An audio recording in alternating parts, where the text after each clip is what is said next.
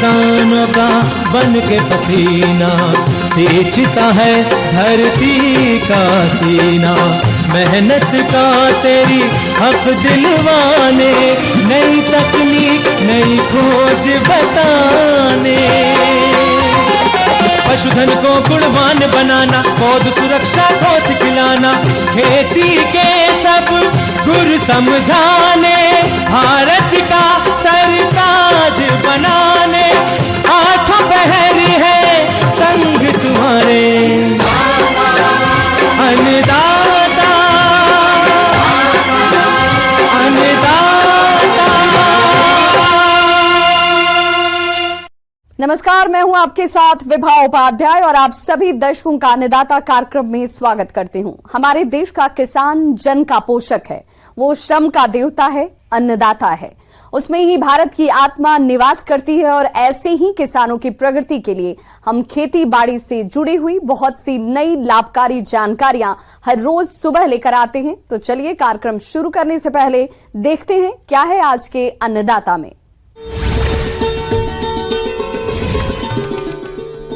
खरीफ मौसम में मूंगफली की खेती है लाभकारी। झींगा मछली पालन अच्छी आमदनी कमाने का जरिया।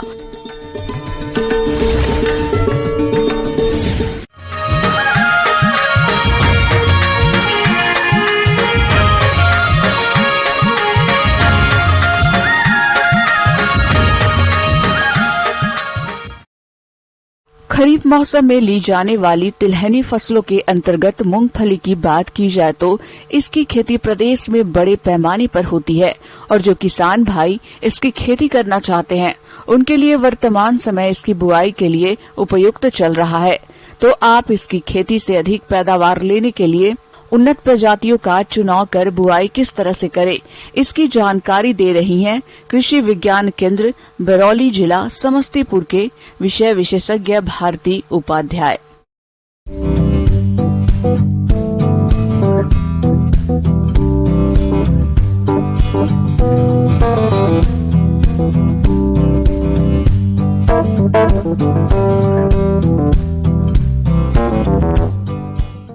मूंगफली खरीफ मौसम के लिए अब एक नई विकल्प फसल बन चुकी है हमारे बिहार क्षेत्र के लिए। किसान भाई अभी मूंगफली बरसात के मौसम में लगा सकते हैं। आजकल परंपरागत खेती का जमाना नहीं है। महंगाई के इस युग में किसानों को चाहिए कि वे अपनी जमीन पर आय बढ़ाने वाली फसलें पैदा करें और इसी के तहत आज हम बात करने जा रहे हैं मूंगफली की उन्नत खेती के बारे में। किसान भाइयों, मूंगफली भारत की मुख्य तिलहनी फसल है। इसकी खेती अपने राज्य में प्रमुखता से की जाती है और इसकी खेती करके किसान भाई अच्छा खासा मुनाफा भी कमाते हैं। किसान भाई ये ध्यान देंगे कि मूंगफली की खेती बलुई खेत में की जाती है।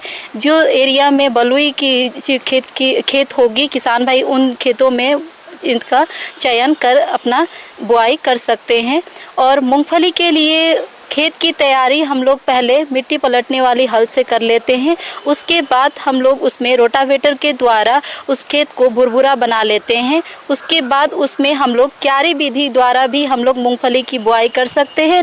किसान भाई ये ध्यान देंगे कि जो कि ये दलहनी फसल है, इसमें लेग्यूम्स है ये, तो इसमें नोड्यूल्स बनते हैं, तो इसके लिए नाइट्रोजन की आवश्यकता बहुत कम पड़ती है। लेकिन इसका ये तेलयुक्त फसल है, तिलहनी फसलों में भी आता है, तो इसके लिए सल्फर का उपयोग होना बहुत ज़रूरी होता है। अगर जिन खेतों में सल्फर की कमी है उसमें नाइट्रोजन, फास्फोरस, पोटास के अलावा सल्फर का भी प्रयोग करेंगे। तो खेत की जो अंतिम जुताई करेंगे, रोटावेटर जब चलाएंगे, उस दौरान नाइट्रोजन, फास्फोरस और potash 40 kilo nitrogen, phosphorus 40 kilo और पोटास 60 किलो प्रति हेक्टेयर के दर से उसी समय खेत में मिला देंगे। और दूसरा, सल्फर के स्रोत के रूप में जिप्सम का प्रयोग करेंगे और उसका जो उपयोग करने का समय होगा वो 40 से 50 दिन बुआई करने के बाद होगा, क्योंकि उस समय मूंगफली का पौधा जिस स्थिति में रहता है, पैगिंग की अवस्था अवस्था में रहता है, मतलब उसमें पुष्प आने के पहले उसमें वो पैगिंग होता है जिससे कि वो खूंटी नीचे की तरफ जाता है और वहाँ पे फलियाँ बनती हैं, जो कि मूंगफली में नीचे मिट्टी के अंदर फलियाँ बनती हैं। तो इसीलिए उस समय पे हमें सल्फर का प्रयोग करना ज़रूरी हो जाता है, ताकि जिप्सम डालते हैं तो सल्फर के साथ साथ उसमें कैल्शियम भी मिलता है, जो कि फली को अच्छा बनाने में सहायता देती है। और इसमें 2 तरह की किस्में आती है, एक गुच्छेदार वाली प्रजाति आती है और दूसरी वाली जो है वो सीधी वाली प्रजाति आती है जिसमें कोई गुच्छा उसमें नहीं आते हैं। और हमारे बिहार क्षेत्र के लिए जो प्रभेदों का चयन करेंगे तो BG1 और BG2 हमारे पूरे बिहार के लिए ये रिकमेंडेड है। किसान भाई ये दोनों वैरायटी का चयन कर सकते हैं। अन्य और 2-3 वैरायटियाँ हैं, अंबर, चैत्र, कौशल, ये सब वैरायटियाँ भी लगा सकते हैं, लेकिन कोशिश करें कि BG1 और BG2 वैरायटी का चयन करेंगे। जहाँ तक बीज दर की बात है तो इसकी झुमका किस्मों के लिए बीज की मात्रा 100 किलोग्राम प्रति हेक्टेयर, फैलने वाली किस्मों के लिए 80 किलोग्राम बीज प्रति हेक्टेयर आवश्यकता पड़ती है। बीजों को हमेशा किसी प्रमाणित संस्था से ही खरीदे। किसान भाई इसको जब बीज की बिजाई करेंगे तो उस समय बीज उपचार जरूर करेंगे, क्योंकि रोग भी समस्या हो सकती है खेतों में, या कुछ क्षेत्र में दीमक की भी समस्या आ सकती है। तो उसके लिए हमें नियंत्रण करने के लिए बीज उपचार करना अति आवश्यक होता है। और जो कि ये दलहनी है तो इसके लिए हम लोग राइजोबियम प्रजाति के जो कल्चर आएंगे उसको हम लोग चयन करके इसका हम लोग उपचार करेंगे। और उपचार करने का यही तरीका होगा कि हम लोग जो बुआई करेंगे उसके पूर्व इससे उपचार करना है, क्योंकि ये जैविक स्रोत होता है, तुरंत हमें उपचार करके खेतों में बिजाई करनी होती है।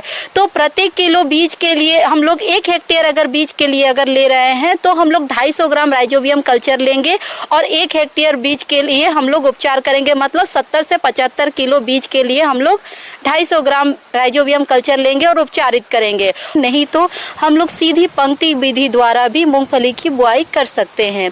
किसान भाई हमें इस बुआई करते समय पंक्ति विधि से अगर कर रहे हैं तो ये ध्यान देंगे कि उसकी बिजाई हम लोग उपयुक्त दूरी पे करें। तो उसके आधार पे किसान भाई उसका दूरी तय करेंगे। अगर गुच्छेदार वाले अगर प्रजाति का चयन कर रहे हैं तो उसके लिए 45 सेंटीमीटर पंक्ति से पंक्ति की दूरी रखेंगे और पौधा से पौधा की दूरी 10 सेंटीमीटर तक तय करेंगे। और वही अगर सीधी वाली प्रजाति अगर चयन कर रहे हैं तो उनके लिए 30 सेंटीमीटर पंक्ति से पंक्ति की दूरी रखेंगे और 10 सेंटीमीटर पौधा से पौधा की दूरी रखेंगे। मूंगफली फसल को खरपतवारों से बचाने के लिए पेंडीमेथिलीन खरपतवार नाशी की 3.3 लीटर मात्रा को 700 से 800 लीटर पानी में घोलकर प्रति हेक्टेयर की दर से बुआई के 2 दिन के अंदर स्प्रे कर दे, जिससे खरपतवारों का जमाव नहीं होगा और फसल खरपतवार मुक्त रहकर बढ़वार अच्छी करेगी और ऐसे फसल से आगे चलकर किसान भाइयों को अच्छी उपज मिलेगी। किसान भाइयों अब लेते हैं एक छोटा सा ब्रेक।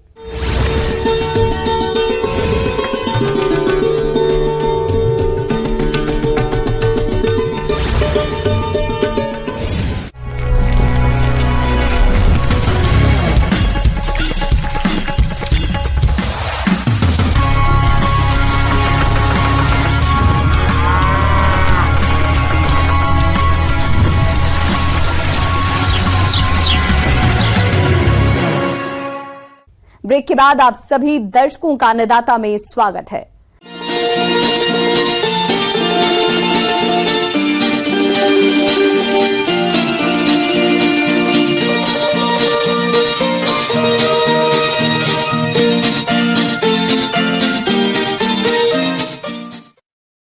भारत में मछली पालन काफी तेजी से प्रचलित हो रहा है। ऐसे में झींगा मछली पालन के व्यवसाय के प्रति किसानों का रुझान काफी तेजी से बढ़ रहा है। झींगा पालन को आमतौर तटीय क्षेत्रों में पालना सबसे बेहतर माना जाता है, लेकिन अब तकनीकी सहायता के चलते किसान खेतों में बनाए गए तालाबों में भी झींगा पालन कर सकते हैं। इस बारे में विस्तार से जानते हैं कृषि विज्ञान केंद्र मुजफ्फरपुर की मत्स्य विशेषज्ञ इप्सिता विश्वास से।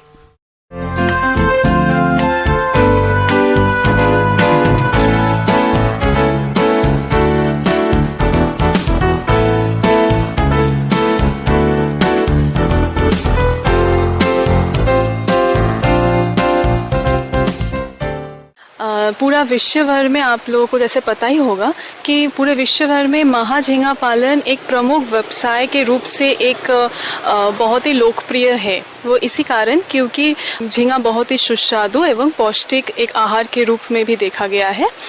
इसका अगर जैव रासायनिक बात करें तो इसमें पाया जाता है लगभग 20 से 21% प्रोटीन। साथ ही साथ इसमें पाया जाता है कैल्शियम, सोडियम, आयरन, फिर पोटाशियम और फास्फोरस की मात्रा भी। साथ ही साथ प्रोटीन का मात्रा भी बहुत ज़्यादा है दूसरे मछली के अंतर में। महाझींगा एक पौष्टिक आहार के रूप में उपयोग में आने वाला जलीय प्राणी है। ये मछली की प्रजाति न होते हुए भी जल में रहने के कारण सामान्य बोलचाल में मछली ही समझा जाता है। महाझींगा का पालन अन्य मछलियों जैसी रेहू, कतला, मृगल के साथ किया जा सकता है। चूँकि महाझींगा नीचे स्तर पर रहने वाला प्राणी है, इसलिए इसके तालाब में कॉमन कॉर्प या मृगल का संचयन कम मात्रा में करना चाहिए। महाझींगा पालन के लिए किसान बीज को तमिलनाडु, आंध्र प्रदेश, महाराष्ट्र, पश्चिम बंगाल और उड़ीसा से मंगवा सकते हैं। इसके लिए मत्स्य पालक अपने प्रदेश मत्स्य विभाग या नजदीकी मत्स्य विभाग से संपर्क करें। और सिर्फ ये ध्यान रखिए कि जब आप उसको डाल रहे हैं मछली को, तो ये बस ध्यान रहे कि वो बहुत ही अच्छा बीज होना चाहिए। एक ही उसका समस्या है कि बीज उसका ज़्यादा उपलब्ध नहीं मिलता है।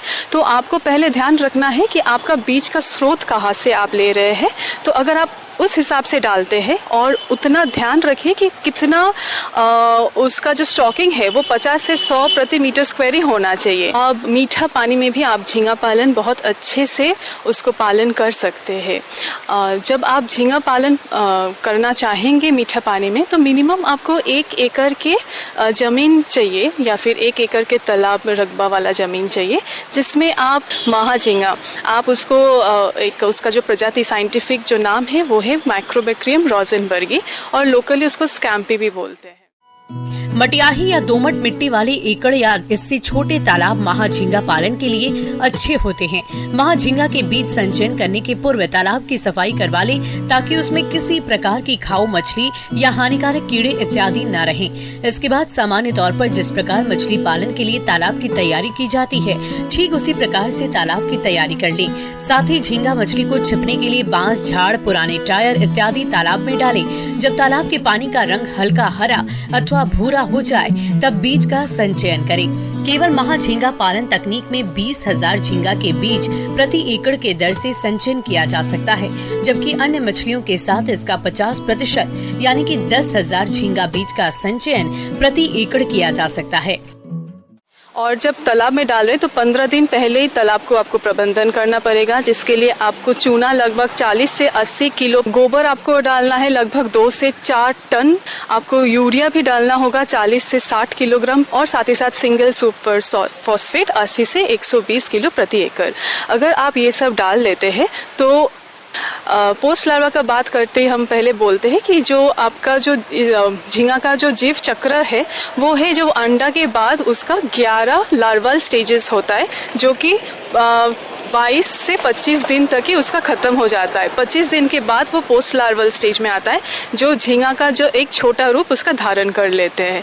उसी पोस्ट लार्वल स्टेज में ही आपको क्या करना होगा, आपको उसको तालाब में डालना होगा स्टॉकिंग के रूप में। उसको डालने के बाद आपको क्या करना है, आपको उसको खाना जो अगर आप पोस्ट लार्वा वाला स्टॉक करते हैं तो आपको खाना देना पड़ेगा सूजी, मैदा और उसके साथ अंडा का घोल मिला के उसको एक गोलाकार बना के उसको आप छिड़क दीजिए। सिर्फ एक ही ध्यान रखिए, आपको हर दिन उसको परिपूरक आहार देना ज़रूरी है, क्योंकि बिना सप्लीमेंट्री फीड का इसका विकास अच्छा नहीं हो पाता है।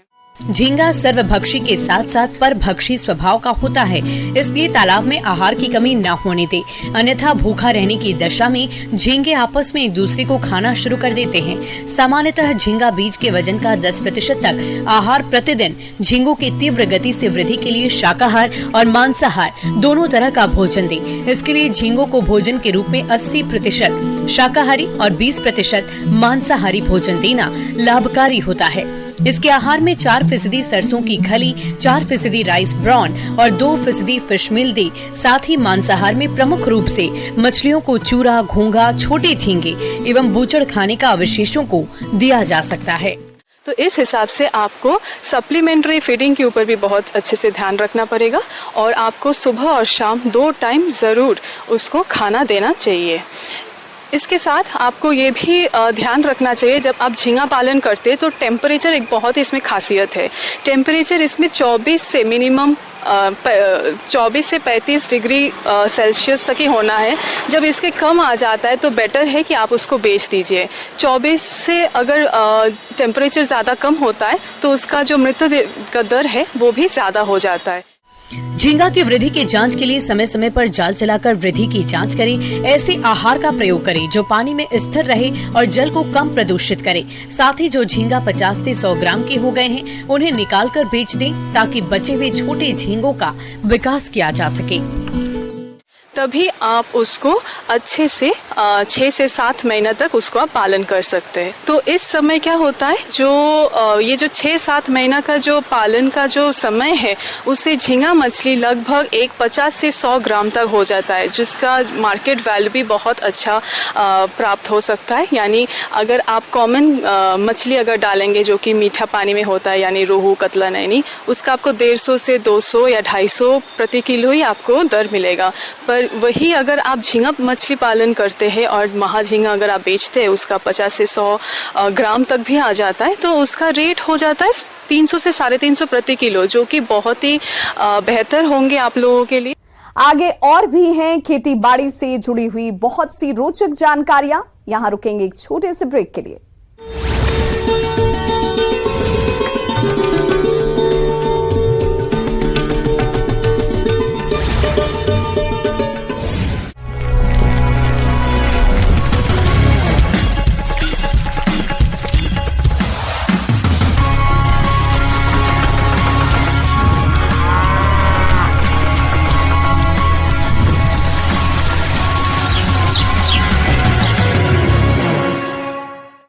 ब्रेक के बाद एक बार फिर से आप सभी दर्शकों का अन्नदाता कार्यक्रम में स्वागत है।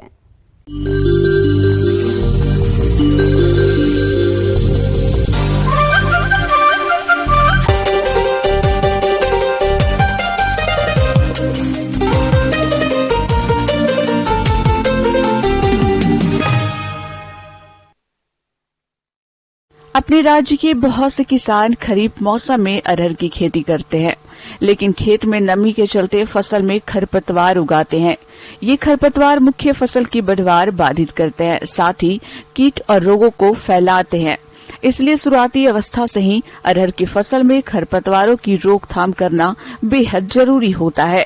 तो इसके लिए किसान कौन कौन से उपायों को अपनाएं, इस बारे में जानकारी दे रहे हैं बिहार कृषि महाविद्यालय भागलपुर के कृषि वैज्ञानिक डॉक्टर सौरभ चौधरी।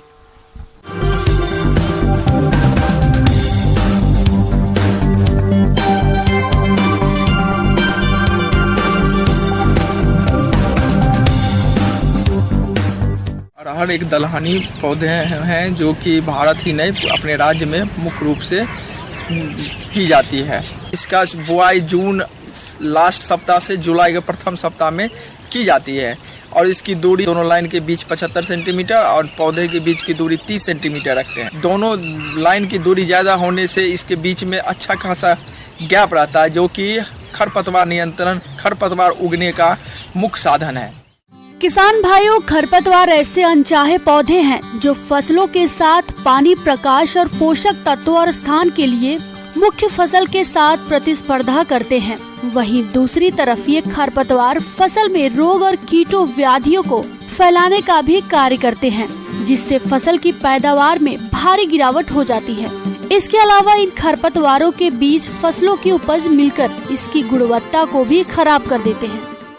साथ ही साथ इनिशियल शुरुआती के दौर में अरहर जो होते हैं वो स्लो ग्रोथ होता है, धीरे धीरे ग्रोथ होता है। इसके कारण खरपतवार उसको ढक लेता है। कुछ दिन में देखिएगा 25 से 30 दिन के बाद अरहर के पौधे देखेंगे नहीं, सिर्फ खरपतवार दिखेंगे। खरपतवार में मुख्यतः मोथा, इम्पेटा सिलेंड्रिका, कोमिनिला बेंगेलसिस, एमरेंथस, इम्पेटा सिलेंड्रिका, जो कि घास कुल का भी होता है, चौड़ी पत्ती का भी होता है, मिला जुला के सभी प्रकार के खरपतवार उसमें पाए जाते हैं, जो कि खरीफ मौसम में पाए जाते हैं। इन खरपतवारों का जमाव और फैलाव बीजों में प्रयोग होने वाले अशुद्ध बीजों द्वारा पिछले फसल में उगे खरपतवार के बीजों से, पशुओं के गोबर और चराई से, सिंचाई जल में बहकर आने वाले खरपतवार के बीजों इत्यादि कारणों से होता है। फसलों में खरपतवार से न्यूनतम 20 से 40% तथा कभी कभी यह नुकसान 100% तक भी पहुंच जाता है। इसका नियंत्रण वैसे तो आप ट्रेडिशनल मेथड जो हम लोग गांव देहात में करते थे उस हिसाब से करते थे, लेकिन इसमें समय की लागत और नुकसान होता है। और साथ ही साथ अपने बिहार राज्य में अभी देखा गया है कि धान के खेत में मानव मतलब आदमी मतलब जो लेबर होते हैं जो काम करने वाले थे उसका स्कार्सिटी होता है पीक पीरियड में। इसीलिए हम लोग केमिकल वीड मैनेजमेंट को सलाह देते हैं जो कि इफ़ेक्टिव होता है, कम समय में जल्दी कंट्रोल होता है और पैसे की बचत होती है। इसमें क्या करते हैं, लगाने से पहले जिस खेत में लगाते हैं उसमें देख लेते हैं कि अगर ज़्यादा खरपतवार है तो आप ग्लाइफोसेट का स्प्रे करके उसको आप पूरा जला दीजिएगा वो खरपतवार को। उसके बाद जब क्लीन हो जाएगा तो अच्छे से पाटा लगा के आप 75 से 30 सेंटीमीटर की दूरी पे आप अरहर की पौधे लगाइए। उसके बाद अगर ज़्यादा खरपतवार निकल रहा है तो प्री इमर्जेंस पेंडिमिथिलिन जो कि 30 इसी के मार्केट से स्टॉर्म नाम से मार्केट में मिलता है, जो आप 3.3 लीटर प्रति हेक्टेयर के हिसाब से स्प्रे करिए। यह एक प्री इमरजेंस हर्बिसाइड है जो कि आपको खरपतवार निकलने नहीं देगा। वो 0 से 3 मतलब लगाने से 3 दिन तक आप उसका स्प्रे कर दीजिएगा। जो जब स्प्रे करते हैं उस समय भूमि में मॉइस्चर नमी की मात्रा होना चाहिए। इसी तरह अलग और खरपतवार नियंत्रण है जैसे परसूट इमेजाथाइपर, जिसको आप इमेजाथाइपर बोलते हो, मार्केट में परसूट के नाम से मिलेगा। आप इसकी मात्रा 400 से 600 ml प्रति हेक्टेयर 300 से 500 लीटर पानी में मिला के आप इसको कम से कम 21 से 25 दिन के अंतर में इसका स्प्रे कर दीजिए। कोई भी खरपतवार नहीं मिलेगा। हाँ, इसके अलावा खरपतवार नियंत्रण में जैसे कि आप इसका देखिएगा ये ज़्यादा अवधि को होता है तो 25 दिन 2 निकाई गुड़ाई कर दीजिए। अगर आदमी की ज़्यादा मात्रा है तो आप अन्य हाथ से भी निकाई गुड़ाई कर सकते हैं। 25 दिन में पहला और 45 दिन में दूसरा। इधर खरपतवार के नियंत्रण हेतु रासायनिक दवाओं का प्रयोग काफी बढ़ा है, जिसके कारण भूमि और वातावरण में प्रदूषण खतरा बढ़ने के साथ साथ कुछ खरपतवारों में इन शाकनाशी रसायनों के प्रति सहनशीलता भी बढ़ी है। इसलिए ऐसी परिस्थिति में खरपतवारों के नियंत्रण के लिए समेकित खरपतवार प्रबंधन प्रणाली को अपनाया जाना अति आवश्यक है। गर्मियों में खेतों की गहरी जुताई करें, समुचित फसल चक्र अपनाएं और खरपतवार रहित प्रमाणित बीजों का प्रयोग करें। वही बुआई हमेशा लाइनों में करना उचित रहता है।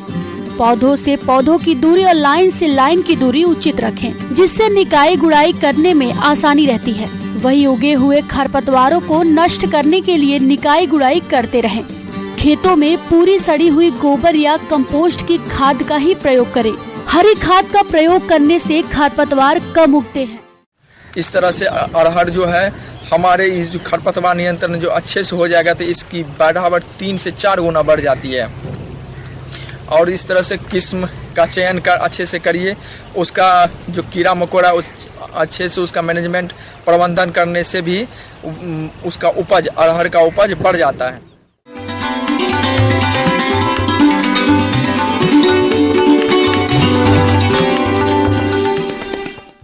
आइए जानते हैं अन्नदाता निःशुल्क फोन के माध्यम से पूछे गए समस्याओं का समाधान।